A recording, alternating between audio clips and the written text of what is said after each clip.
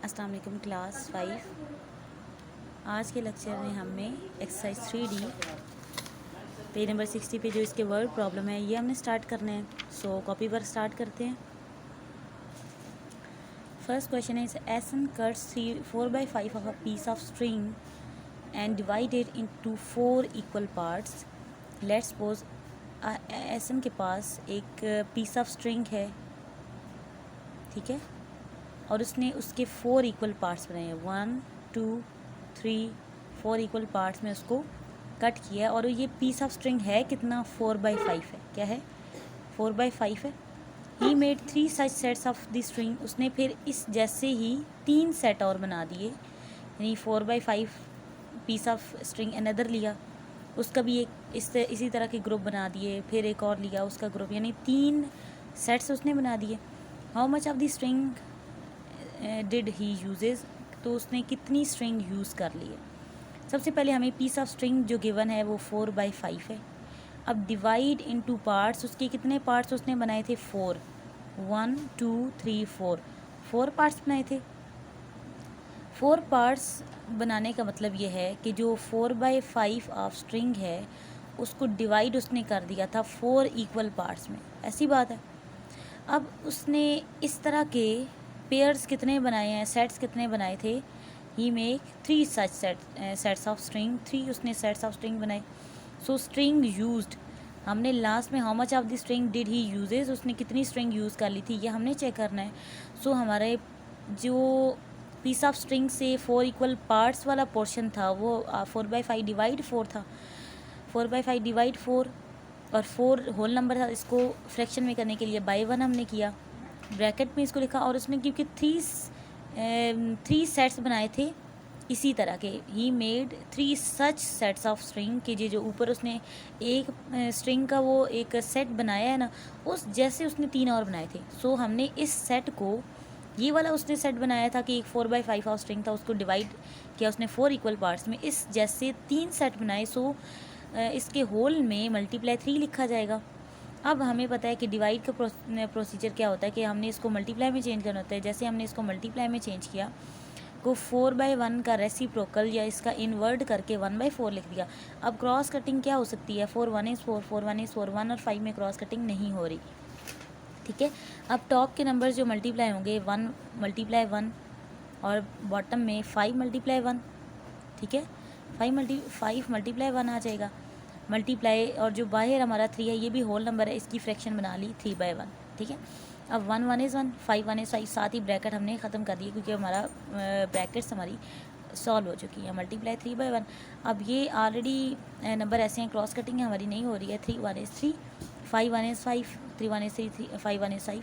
तो उसने कितनी string use, how much of the string did he uses, उसने कितनी स्ट्रिंग यूज़ कर ली है, 3/5 ऑफ स्ट्रिंग, कितना उसने पोर्शन यूज़ कर लिया था, जो ओरिजिनल बड़ी स्ट्रिंग थी उसका 3/5 उसने यूज़ कर लिया था।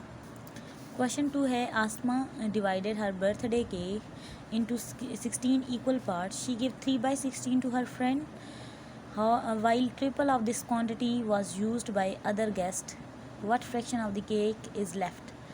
सबसे पहले आपको ये बताना ज़रूरी है कि हमारे पास जो आसमा की बर्थडे पार्टी का केक है वो ज़्यादा तो नहीं होंगे, obviously it will be 1, it should be 1 cake ही होता है हर एक की पार्टी पे। तो उस एक केक के अंदर से उसने कितने इक्वल पार्ट्स उसके बनाए, 16 पार्ट। 1 केक से कितने पार्ट्स बनाए गए, कट करके नाइफ़ के साथ कट करके जो पीसेस बनाए गए वो 16 पार्ट्स थे, ठीक है। अब उस 16 पार्ट्स में से उसने 3/16 दे दिया अपनी फ्रेंड्स को, यानी ये 16 पार्ट्स थे ना, ये वाला पार्ट, ये वाला पार्ट और ये वाला पार्ट उसने अपनी फ्रेंड्स को दे दिया। उसके इस सारे जहाँ तक अभी क्या हमारा बन रहा है कि 1 cake divided into 16 equal parts, पहला एक केक 16 इक्वल पार्ट्स में डिवाइड हुआ। सो जो केक था गिवन टू फ्रेंड्स, ठीक है, केक गिवन टू फ्रेंड्स क्या है, 3/16। अब triple of this cake given to guest, next हमें बोला गया था कि while triple of this quantity mean 3/16 की बात हो रही है कि जो क्वांटिटी उसने फ्रेंड्स को दी ना उसी की triple quantity, was use by other guest, जो बाकी, अब ज़रूरी नहीं है कि सारे उसके फ्रेंड्स आए होंगे, बाकी गेस्ट भी होते हैं। अब उन गेस्ट को triple of this quantity given हुआ, उनको दिया गया। तो 3/16 हमारी क्वांटिटी थी जो उसने फ्रेंड्स को दी थी, उसका ट्रिपल क्या होगा, मल्टीप्लाई 3। अब 3 होल नंबर था, इसको फ्रैक्शन में करने के लिए बाय 1 किया, 3 3 ज़ा 9, 16 1 is 16। अब हमने चेक करना है what fraction of the cake is left. अब आसमा के पास कितना केक रह गया था। अब टोटल 16 उसके पार्ट से ना, ज़रूरी नहीं है कि सारे ऐसा खा लिया जाएगा, कुछ रह भी जाता है। सो हमने वो जो केक रह गया वो फाइंड करना है। सो केक लेफ़्ट के लिए हमने, अब चूँकि एक केक था ना हमारे पास, उस 1 केक में से माइनस करना है 3/16 जो फ्रेंड्स को गिवन था, माइनस 9/16 जो गेस्ट ने खा लिया था। अब 16 इस पूरी जो फ्रैक्शन हमने ये बनाई है, एक हमने रिलेशन बनाया है, इसमें 1 होल नंबर है, 1 के नीचे फ्रैक्शन देके 1/1 बनाया। अब इन दोनों की डिनोमिनेटर 16 है। सब्ट्रैक्शन तो तब होती है जब कॉमन डिनोमिनेटर होता है। कॉमन डिनोमिनेटर बनाने के लिए 1 को 16 से मल्टीप्लाई करना होगा, तो ऊपर वाले 1 को भी 16 से मल्टीप्लाई करना होगा। इस तरह लिख लिया इसको, 16 1 is 16, 16 1 is 16, माइनस 3/16 माइनस 9/16। अब कॉमन डिनोमिनेटर 1 टाइम लिखेंगे और टॉप के सारे नंबर 16 माइनस 3 माइनस 9 हो जाएगा। अब पहले अगर हम 16 माइनस 3 करते हैं, 16 में से 3 निकाल दें तो 13 रह जाते हैं, और 13 में से लास्ट में माइनस 9 लिखा हुआ है ना, इट्स मीन 13 में से अब 9 भी माइनस करने होंगे। 13 में से 9 माइनस के 4 रह गए, 4/16 आ गया। अब ये इसकी लोवेस्ट फॉर्म क्या हो सकती है, 4 1 is 4 4 4 ज़ा 16, सो 1/4 of the cake left over. तो उसका कितने % केक रह गया था, कितना उसका हिस्से रह गए थे, 1/4 of the cake left over. Next हमारा क्वेश्चन है, सारा spent 1/4 of her pocket money on buying her favourite books and 2 pairs of shoes, each costing 1/8 of her pocket money. What fraction of her pocket money did she spend all together. अच्छा, सारा ने spend की 1/4 of her pocket money. क्या क्या चीज़ें उसने ख़रीदनी, 1/4 of pocket money use की बुक्स ख़रीदने में, और 2 पेयर्स ऑफ शूज़ उसने ख़रीदे, यानी 2 जूतों के उसने जोड़े ख़रीदे हैं, ठीक है। 2 पेयर्स ऑफ शूज़ यानी 2 उसने पेयर ऑफ शूज़ ख़रीदे, 2 जूतों के जोड़े ख़रीदे, जबकि each costing 1/8 of her pocket money, हर जूतों का जोड़ा क्या था, 1/8 of her pocket money cost कर रहा था, ठीक है। अब what fraction of her pocket money did she spend altogether. अब देखें, हमें स्टार्ट पे पॉकेट मनी नहीं बताई हुई कि सारा की पॉकेट मनी थी कितनी, उसमें से खर्च जो हुआ है, कॉस्ट हुई है हमारी, एक्सपेंडिचर जितने हुए वो बता दिए। 1/4 बुक्स पे एक्सपेंड हुआ है, और 1/8 एक जोड़े पे, 1/8 एक जोड़े पे, जूतों के जोड़े पे खर्च हुआ, लेकिन पॉकेट मनी हमें नहीं पता। सो सबसे पहले लेट कर लेते हैं, late साराज pocket money is 1 rupee.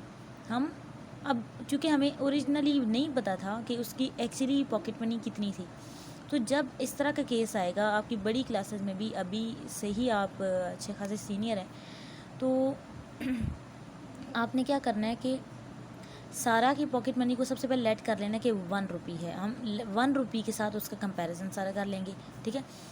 So money spend on books पे कितनी मनी स्पेंड हुई, 1/4, और money spend on 2 pairs of shoes, 2 pairs of shoes, और हर एक पे 1/8 था ना, तो 1/8 मल्टीप्लाई 2 क्यों लिखा, क्योंकि 2 पेयर्स ऑफ शूज़ उसने लिए थे, 2 जूतों के जोड़े लिए थे।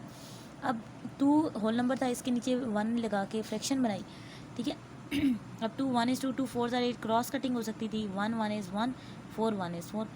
अब टोटल पॉकेट मनी स्पेंड, अब टोटल हमें बोला गया था लास्ट पे, what fraction of pocket money did she spend all together, उसने कितना मिला के खर्च कर लिया था। अब हमने बिल्कुल केक वाली क्वेश्चन की तरह जो अभी आपने समझा, हम टोटल हमारे पास 1 रुपी था, उसमें से माइनस करना है जो बुक्स पे स्पेंड हुआ, उसमें से माइनस करना है जो पेयर ऑफ शूज़ पे स्पेंड होगा, वो अब 1/4 है। अब इस 1 को, इसका फ्रैक्शन हमने बना दी 1/1, कॉमन डिनोमिनेटर 4 बनाने के लिए 1 × 4 1 × 4 4/4 हो गया। अब कॉमन डिनोमिनेटर 1 टाइम लिखा, 4 -1 4 -1 किया तो 3 आ गया, और 3 -1 ये लास्ट वाला -1 इधर लिखा हुआ है, 3 -1 विच इज़ 2/4। तो इसकी अब लोवेस्ट फॉर्म क्या बनेगी, 2 1 is 2 2 2 are 4. So 1/2 of pocket money was spend by सारा. तो सारा ने कितनी पॉकेट मनी यूज़ कर ली थी, 1/2. इट्स मीन्स कि अगर उसके पास 1 रुपी था, 1 रुपी में 100 पैसा होते हैं, इट्स मीन उसने 50 पैसा, 1/2 हाफ को बोलते हैं ना, हाफ मनी उसने यूज़ कर ली थी. अगर उसके पास 1 रुपी था ना, तो इट्स मीन उसने 50 पैसा उसके पास अब है, 50 पैसा उसने स्पेंड कर दिया. अगर हम कहते हैं कि उसके पास 100 रुपीज़ थे, 100 रुपीज़ का हाफ क्या होगा, 50. इट्स मीन उसने 50 रुपीज़ स्पेंड कर दिए थे, 50 रुपीज़ अब उसके पास सेव है. ठीक है. नेक्स्ट क्वेश्चन नंबर 4 है, Pfizer had 1/2 liters of juice in a jug. She drank 1/4 of it in the morning. Her sister added 3/8 liters more in the jug. How much juice is in the jug now? अच्छा, सबसे पहले Pfizer के पास जो juice था जग में 1/2 litres था. इसको mix farm से हमने इम्प्रॉपर फार्म में लेके आना होगा. सबसे पहला स्टेप तो ये होता है. नेक्स्ट है, शी ड्रिंक्स 1/4 ऑफ इट. उसने 1/4 ऑफ इट मीन जो उसके पास जूस था ना वो था, इसको मैंने कहा कि इसकी इम्प्रॉपर फॉर्म 3/2 होगी. तो 1/4 ऑफ इट मीन 1/4 ऑफ 3/2. तो उसने 1/4 ऑफ 3/2 जूस ड्रैंक किया.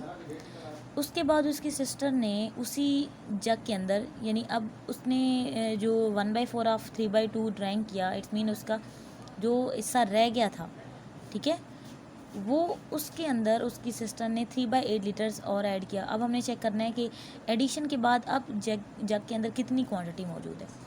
सबसे पहले हम देखेंगे Pfizer had juice in the जग. उसके पास 1/2 लीटर्स था, जिसको मिक्स फार्म से इम्प्रॉपर फार्म में लेके आए. 2 1 is 2 + 1 3/2 litres. She drank 1/4 of 3/2 litres. मैंने आपको ऑफ 8 की जगह मैंने आपको ये बोला ना, of 3/2 litres. Now juice left in the जग. जब उसने ड्रैंक किया जूस तो उसकी क्वांटिटी कम हो जाएगी. सो टोटल था 3/2 माइनस किया जाएगा 1/4 ऑफ 3/2. 1/4 of mean multiply 3/2. अब यहाँ पे क्रॉस कटिंग ब्रैकेट में नहीं हो रही है. 3 1 is 3 4 2 are 8. अब ये 3/2 था ना और ये 3/8 है. कॉमन डिनोमिनेटर बनाने के लिए मल्टीप्लाई 4 किया. 12/8 माइनस 3/8 12. अब कॉमन डिनोमिनेटर 1 टाइम लिखा, 12 - 3 9/8. अब ये जूस जो था वो लेफ्ट था, लेफ्ट इन जग. जब उसने जूस पिया, ड्रैंक किया, उसके बाद जो जूस लेफ्ट इन जग है वो 9/8 लीटर्स है. इसका मतलब ये जूस जो था वो रह गया था जब उसने सुबह के टाइम पे ड्रैंक किया ना जूस. अब जग के अंदर जो क्वांटिटी बच गई थी वो 9/8 लीटर्स था. अब क्या उसके बाद बोला गया था कि उसकी सिस्टर ने कितने लीटर्स ऐड किया था, 3/8 लीटर्स ऐड किया था ना. तो अब उसके पास बचा हुआ जूस था 9/8, उसमें 3/8 ऐड किया. इट्स मीन 9/8 प्लस 3/8 करना होगा कि अब उसके पास कितना जूस मौजूद है जग के अंदर. उसके लिए हमने 9/8 प्लस 3/8 करना होगा.